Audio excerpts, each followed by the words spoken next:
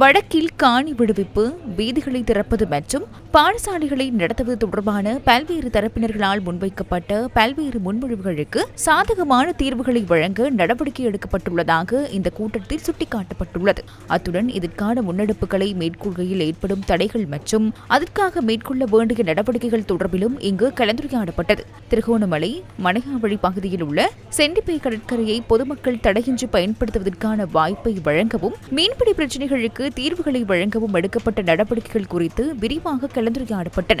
ஒலுவில் துறைமுகத்தை சுற்றியுள்ள மண்ணரிப்பு பிரச்சினை குறித்தும் விசேட கவனம் செலுத்தப்பட்டுள்ளது.